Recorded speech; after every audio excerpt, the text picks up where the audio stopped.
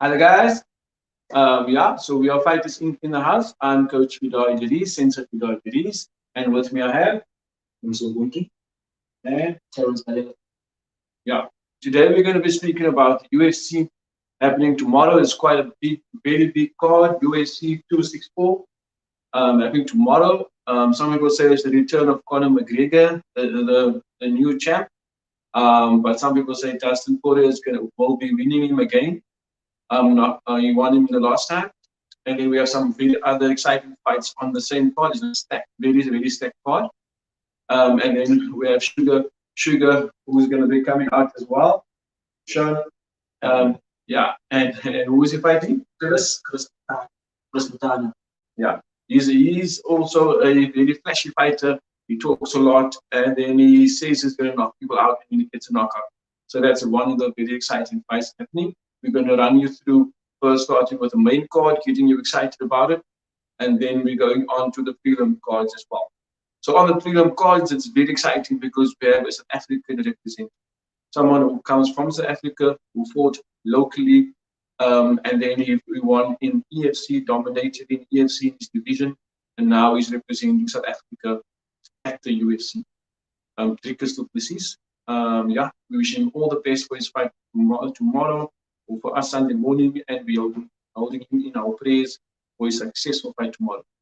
So yeah, so from the top, we're gonna getting into the exciting fights first. If there's any questions, guys, you can ask us any questions on the live. We will answer you. If you want any predictions, you want predictions for the main fight, for all the fights. What is your predictions? Why do you say it?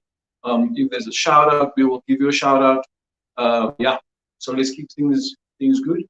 I'm sure everybody in the fight hall is going to be up the whole night tomorrow night to watch the fights. And yeah, it's quite exciting. So let's start with the main card. So we go with the main card also. Starting with the main card with Sean O'Malley, this 9.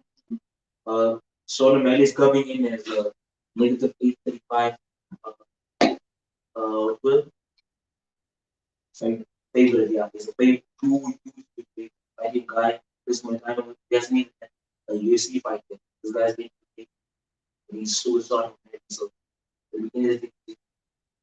Yes. I definitely got Sean O'Malley one. He's making his debut. Yeah, Chris Montana. And where is he from? From England. I saw his last fight. He said he won his last two and lost his last two. And both of those losses were KOs. Sean O'Malley is known for his KOs. And this guy keeps his head on center. Watch his fights. He does switch his answers, right? Doesn't switch the purpose. He switches to southpaws, switches to orthodox, but he fights the same. Doesn't hang around to the south or superior side. And he keeps his head on center line. I'm 100% sure Sugar Sean O'Malley the right hand. Nice. Main card. You got two girls in the bantamweight division. We Mary Nunes title. She's a killer. I don't think no one's gonna go. No, and yeah, Aldana is quite tough. The striking is good, and as you can see, she's the favorite also. Slight favorite, so not much. Only minus 125, but she's a favorite. And I also picked the win. She's tough, she's strong, she's fast, and she's got the Muay Thai background. So I'm sure she'll pick that, but it might be a tight fight. And then you've got Grigori versus the Australia or New Zealand. Australia, the OC. Yeah, he had the last fight. He had a good scrap. Yeah, good scrap. He likes to use his hands around. We saw in inside fighting. He won that fight. Okay. Yeah, you see, he was fighting on the inside, which is something that's really people. Yeah. Get to the they usually start clinching, start holding the down. Even his opponent will really stand there and we know Grigori nice stand there. So it's really a problem. And it's heavyweight. It's heavyweight. And then it's some of them been knocked out. Some of them is the co-main event, Gilbert Burns, Keith Thompson. the huge ones. It's going to be a major one. That's a more one. And so yeah, that's a little bit crazy. Just before we get into the main cards, MMA is the fastest growing sport in the world. I think it's the second fastest, of course. In South Africa, it's only second to rugby. So it's the most entertaining sport. It is a growing sport. Of course, boxing is much more established, but now MMA is going global. MMA might go in the Olympics as well. So that's what we're pushing for, and it is just growing. It's growing extremely fast. In terms of for self-defense, it's very practical. It is standing up, defending yourself. It's when someone holds you, defending yourself. Someone you fall on the floor, you defend yourself as well. And then for confidence, it's very important. It's very good as well. So yeah, so MMA and it's for entertainment's sake, excellent entertainment. In South Africa, we have the EFC, and then we have Brave as well. It's a big promotion. We have one championship, and then the biggest promotion, which we are talking about now, is the UFC, Ultimate Fighting Championship, that is in America. Biggest promotion where the fighter gets paid the most. I hope so. I think so. I hope so. And that is the goal for all MMA fighters around the world to get into the UFC, where you compete to be the world's best in your division. And like we said in the last podcast, Terence, that South Africa has 4 people in the UFC currently. So it is possible. It's not like you're chasing an impossible dream. If you work hard at your craft, if you sacrifice, if you show dedication, you can actually get there and compete with the world's best. And hopefully you become one of the world's best. So that is what we're talking about. So now we are going on to the co-main event. You were saying? Gilbert Burns versus Stephen Thompson. Stephen Thompson is what kind of background does he have? Karate or what? Karate is 3 years old karate, and then Gilbert Burns is a wrestling background, very good, very orthodox, and jiu-jitsu. So yeah, what you saying, Terence? He's a multiple jiu-jitsu champion, so he's a blend brothers. He's good. He's good. So yeah, so that is styles versus style. So this is like a jiu-jitsu wrestler guy versus a stand-up guy, karate style guy. So what style is going to be? Of course, we have a reach advantage with Stephen. He's much taller than the guy. So Gilbert's going to have to wrestle it. So yeah, so let's see what happens with that fight. And then we have the main card, which everybody is extremely excited about. Everyone is waiting for. And everybody is hoping gonna redeems himself in every single way possible. So I think we all are very excited for that fight. And I think why don't we keep that one for last, because I'm really sure we are all gonna be talking at least 5 minutes on that fight alone. Conor McGregor is of course the highest paid athlete in the world currently. Just to give people perspective about what we're talking about. Conor McGregor is the highest paid athlete in the world. His entertainment value, of course, adds to that. And we're going to get into the main card, and we would like some predictions from everybody. What do they think, and what is the reasoning behind that? So now we're going to go just a bit into the undercard, and I'll keep you a bit waiting about what is our prediction, what are our thoughts for the Conor and Dustin fight. Conor Dustin. So now we have Terence who's going to go under the premium card. So guys, starting off with the premium card, we have the Lies versus our own Lucas Duplessis. This one is another week out with the same fight. We start with Trevin. Trevin is 28 years old, 6 foot, 185 old. So his reach advantage is going to be 74 inches. He won his last 3 fights. Great boxer. Fought at light heavyweight as well. So he got a lot of experience in the UFC octagon. Lucas only got 1, so interesting crowd. Let's see how Lucas play. But the record is quite similar. Professional record quite similar as well. And we got our own Lucas, who has the reach advantage for 2 inches. So he won his debut by TKO, former EFC welterweight and middleweight champion, and former KSW champion. and I got tickets for that one for sure. After that, we got Ryan Hall and Ila Topuria, something like Topuria. Two featherweights coming up. So Ryan Hall, everyone knows him, submission freak, jiu-jitsu guy, one tough, and 4 5 wins streak, notable wins. So his notable win was against B Japan when he caught him with the hook in the first round. It was classic.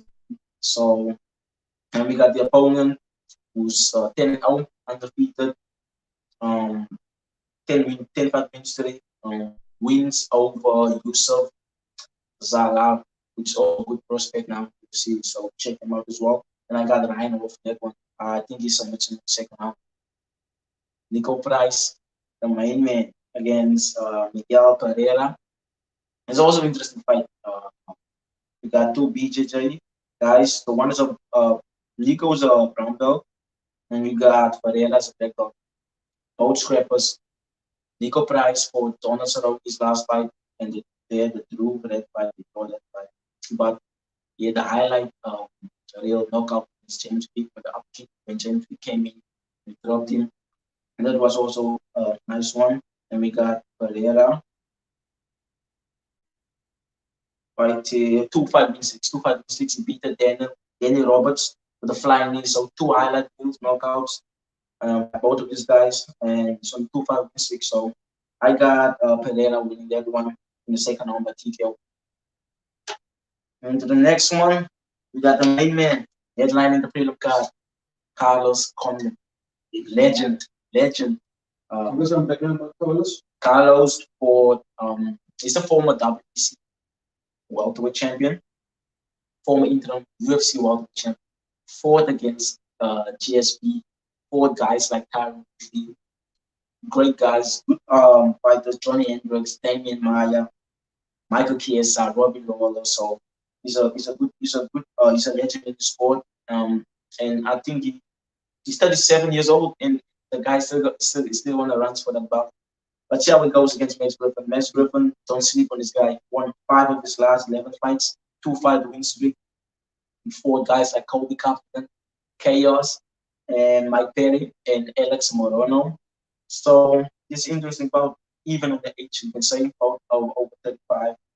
And yeah, I got Carlos in that fight. Carlos take that fight by unanimous decision because he's technical and he's just too slippery. This probably the age card was quite good. His last fight, he went 3-1 against Matt Brown. He beat Matt Brown 3-round fight. I'm sure about it. So it's gonna be a great one. Hope you guys tune in. Thanks. We done that. Also, other fight analysts, fight fans, fight analysts, you must give his views as well about who's as he think is gonna be out. But you get to see it was kind of comes from which is a huge people who have been saying 1,500 disease who's whose organization 40,000 fans, green fans, and his belt that they should actually won the belt day. So it was kind of weird seeing his belt day in his UFC debut when he was kind of feeling the nerve of fight was getting to him. So like I'm sure but he still got a TKO. He still got a first round TKO. So now that he's felt he knows how it feels now. He felt the pressure coming into his second fight and also his fourth state fans. I'm sure you'll be much more now he knows how it feels. And if you got a first round TKO, it was that discomposed. Then I don't know. I don't know how he's gonna keep this. How much he's gonna keep this guy up? Because I'm sure he's gonna win. Obviously, got South African, and the odds are even. Both them milestone. So it's a big fight. And then you got Ryan Hall versus Ilya. I got Ilya, sorry parents. I watched some fights and he's getting home. It's kind of weird because like you got teams like all of them got stoppages. Eight submissions, 2 KOs. But if you watch his fights, he hurts guys with his hands. Like if you watch the beauty striker, because he comes in there, he walks forward, or you never see him backwards. And it's not like he's walking into shots, he's walking, feinting, throwing the jab. He likes that. He likes to throw the right back with the jab. If someone tries to jab it back, he also loves that left to the body. So he went with the body shot. When his pro debut, UFC debut, one with combinations with the body. He started with that left hook, and he loves that shot. He watched his fights from his third fight when he was a pro, but still throwing with left hook. So and left hook was only going to get stronger.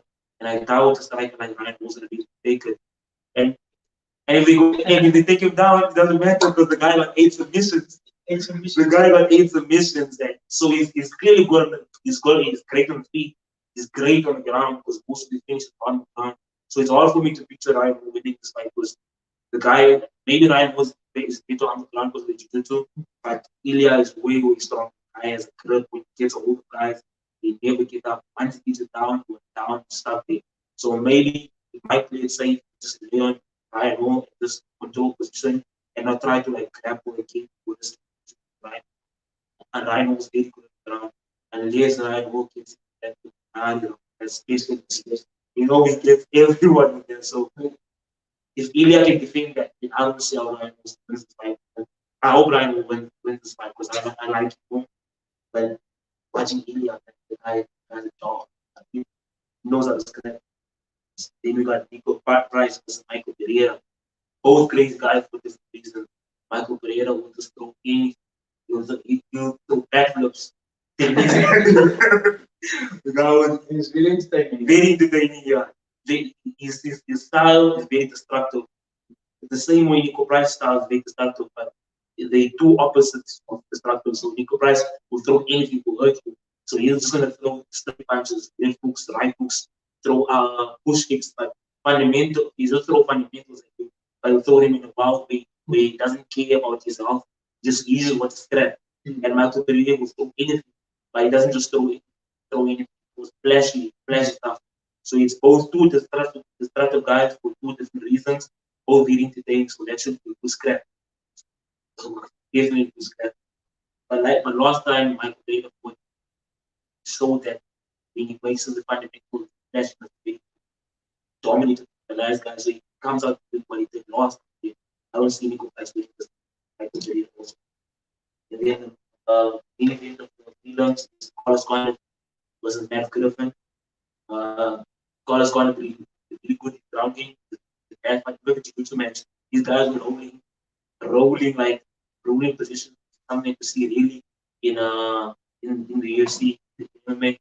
So that should be a good one against Matt Griffin. But heavy and I got Matt Griffin and he catches it. The guy is strong as a dog, man. He wants that. Carlos Condit has won the belt. Old now. Yeah, he doesn't want it like Matt Griffin does. Carlos Condit is old. He's won the belt. He's won the interim UFC belt. He's won the WBC belt and WBC belt. Back then was just as big as almost as big as the UFC. Back then, before they got put, so like he's had all glory. Yeah, Matt Griffin is hungry for that glory, and he's also old, but like he's not old in MMA years. Was Carlos Condit at many fights, and Matt Griffin just won it. So that Matt beats up Carlos Condit from the beginning. nice. Guys. Nice guys. Yeah. If there's any questions, any shout outs, we will give you shout outs. And just to give you perspective again about it, we're talking about MMA, we're talking about international MMA, UFC, and then just to bring you to explain a bit about MMA, how it can actually be relevant to everybody on the Cape Flats, to everybody in the Western Cape. We believe it's really good for self-discipline. It's a martial art. You're learning boxing, you're learning kickboxing, you're learning Muay Thai, you learn Jiu-Jitsu, which is grips and grappling on the floor, holds and submission on the floor. You learn wrestling, you learn some judo as well. So it is an all-inclusive martial art, and it's very practical for self-defense, and very practical for confidence building as well. And of course, for fighting, very extremely practical all around. So of course, like we have my guys over here. Terence is a 2 times SA flyweight champion. You can just say what MMA done for him. think we don't have much time, so we're just going to give it each about 2 or 3 minutes before we go to the main card, which is the Conor versus Dustin Poirier. Right, we're going to analyze that. Each one's going to give out 2 cents. But first we're just going to talk about the relevance of MMA and how it affected Terence and how it affected himself. Okay, martial arts changed my life. I was a kid with a very low self-esteem back then, and martial arts changed me, gave me confidence, make me believe in myself more, go into myself more. There's moments I believe where a human being should go into themselves or be alone, just speak to yourself, and because everything is it's you versus you. eh, yeah, make me who I am today. I'm just grateful for the team I have, people I have, coach that I have, I'm a teammate, so more teammates, you know, family support, everyone. Yeah, martial arts changed my life in a good way. And just to become a better human being and improve daily and try doing difficult things. 1%, just building the confidence, deep that confidence every single time, change people's lives. That kind of thing as well. I think just praise God always. So that's goal. My goal is to become a UFC flyweight champion. First ever UFC flyweight champion. For some people, it might look it's not gonna be possible, but I believe in that. I will make it happen. Inshallah.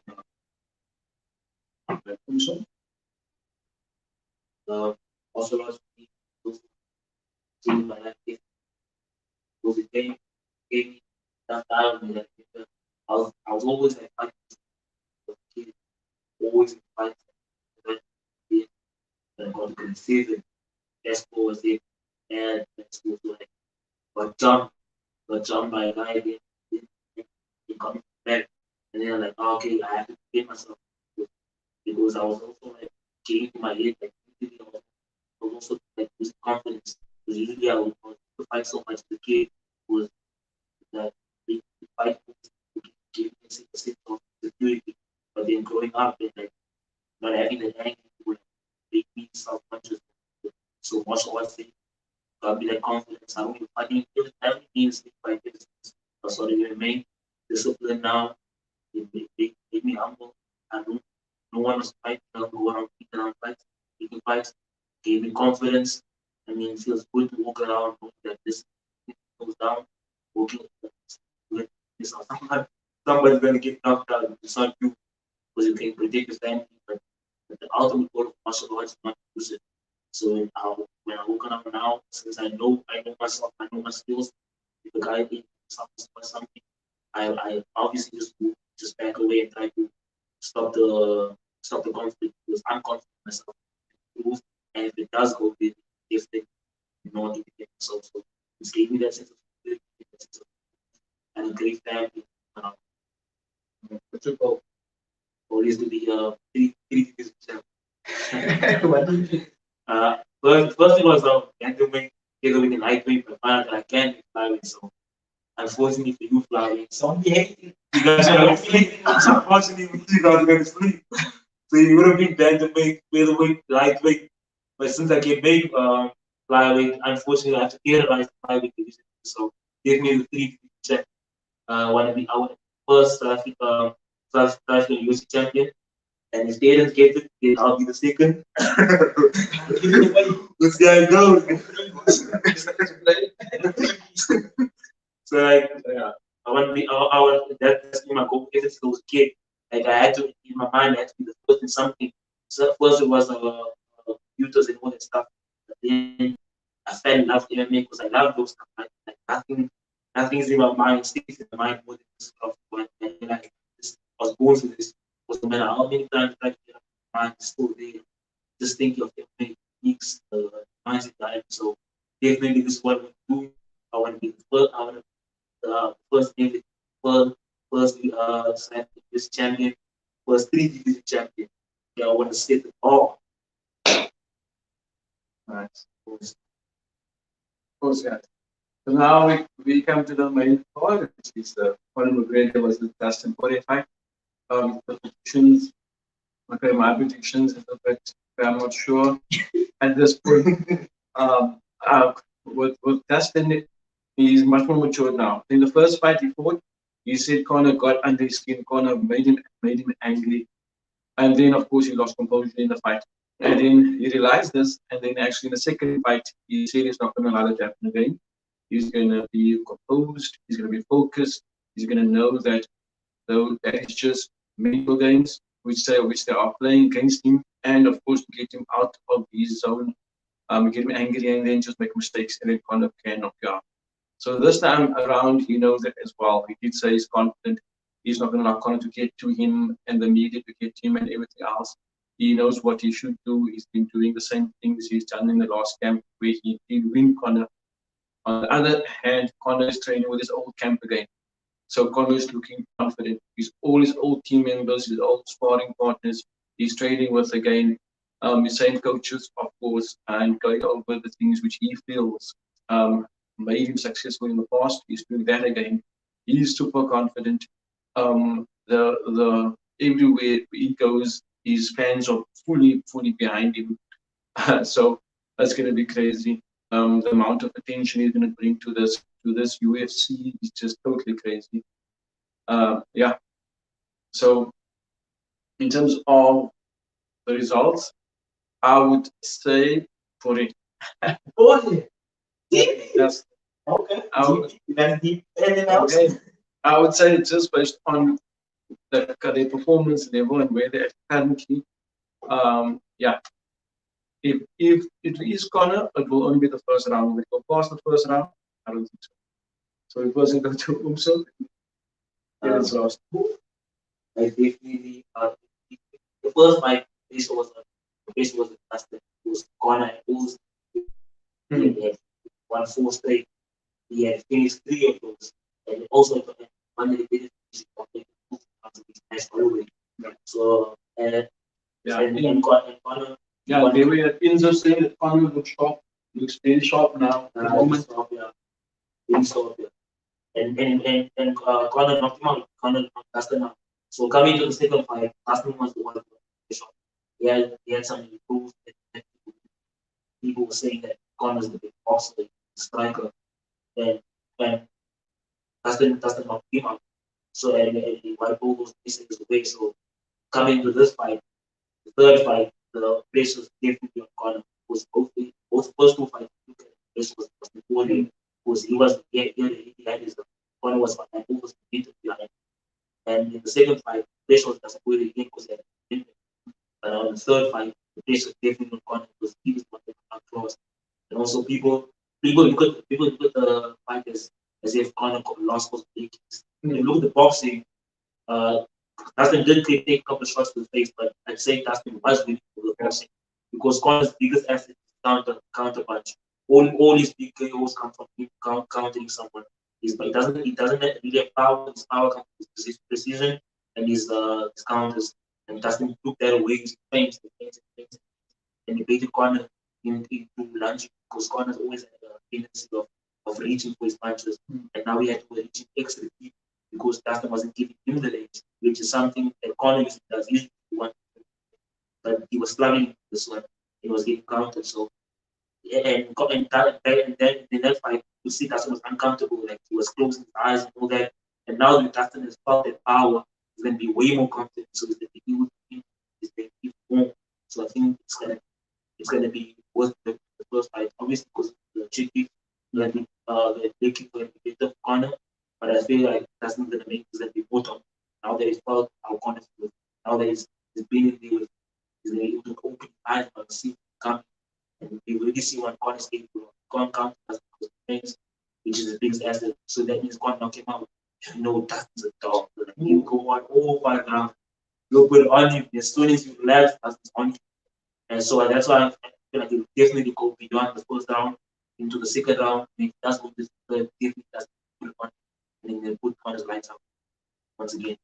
But Conor, no hard feelings. Just through my eye. All the things now. Yeah, but they say that Conor was a champ before, the 2 division champ, so he knows the way to deep he needs to become a champ. That extra mile, how to go the extra mile. So that is a very good factor there. Of course, now the major Dustin's last fight was the first one. His training was getting quick to check in. He moves around, counters you, different angles, and it hits you. Now he knows that he should hit. Yeah, and here we got Enzo also going with Dustin for the win. Enzo. Come on, brother. Yeah. So, yeah, so we have Connor who was already a champion. He knows the mindset required for it. He sort of knows Dustin's game plan where he's take his movement away. So his coaches would have worked against that. So I don't think Dustin can kick his legs this time again. I hope not. Hopefully done the homework, make it a bit more complicated for Connor. Yeah, make it more for Connor. So we have now just for closing with the last and analysis from Fidaah. Hey, Conor versus Dustin. Guys heard now. Everyone knows it's a 30 fight. It's one of the biggest fights on earth right now, MMA fight. So, for there, good striker, great. He got hot. He can go all day. He's got that dog in it. We got another end, Conor, the Mystic Man. He's back. He's back. People are sleeping on Conor this time. They're sleeping on Conor. I see Conor McGregor go in there and use those calf kicks as an advantage for him. I think I see Conor chopping for his legs this time. And he's gonna take this fight. Conor takes this fight for sure. Nothing much to say. We all know who he is. And yeah, it's gonna be a great one, guys. Tune in, Conor McGregor, second round TKO. Let's go. All day. Okay, Enzo is his last word. I must say you got it with choice. Because that's a nice, very good. But the slow mo techniques, like the finish off now instead of using the shoulder, you do use the shoulder, but most people use the elbows. So he protected it very good. But one part of this game that they open most is his body. His body takes was if you watch the Nash Holloway fight, Nash Holloway was using the first 3 rounds of that, but they got the won the lost by getting himself back in his body work. Got that's the body work. No Connor's body work. People don't recognize it of the KOs, but Connor's very good at his body. You saw that against Chad Mendes. He won the belt. He got the push kick, the leg push kick. He got the left straight. Maybe now since he's doing boxing, he can pull the drag to the body. And also we saw he can drag Dustin body at the fence because Dustin body was in the fence multiple times and then he had to circle out. So if you see if you can do it in the side, which is get him to the fence and then combination punch to the body, because we know Dustin running over his head and then his head trying not to get KO'd. And because Conor doesn't throw a lot of combinations, but the only time he ever combinations was in a cyber. Yeah, Enzo said that Dustin particular is a and his wrestling of dominant. I can also say that happened because we saw he took Conor down with ease in the first fight. 8 seconds. That's all they need. Conor didn't get up easy. But if that's the thing. Conor can is big on the face is good, and when he's on the ground, Ken is very good at getting up. Right. The problem is can he do it with 5 rounds? Dustin has many 5 rounds. Exactly. Because Conor always you see him get tired even when it's just for feet. We saw him get tired against Nate Diaz when he didn't have to cut weight. He was tired by the end of the second round against Diaz, and they were just fighting there. And in that fight, it was a very slow pace fight for Conor. He was just making those shots and then counting. So it's not like he was having to go for the shots. So now fighting a guy like Dustin Poirier who likes those combinations, especially against defense. And if Dustin can take him down multiple times, I definitely see Dustin submitting Conor because the football when Conor is tired, he does give up the submission and once you get out of it. So coach is getting right. He says that Dustin predicted the submission. Enzo, nice one, Enzo. I can definitely see that happen, but I don't see it happening early. happens over time. Dustin just goes to the takedowns. Because Dustin got way better cardio. We can do that all day for 5 rounds. Connor, all you got around it if you just strike. If you're grappling from the beginning of the round, you only got around. So all the odds are against Connor, but if you get that body working, at least can slow down. And so he's lose the victory on obviously the legs. We saw Dustin get dropped by a leg against Joe Miller. That's why he had to get the leg. He said so that he learned the cough from Joe Miller and he didn't drop by it. So the body and the legs are going Connor's route to victory.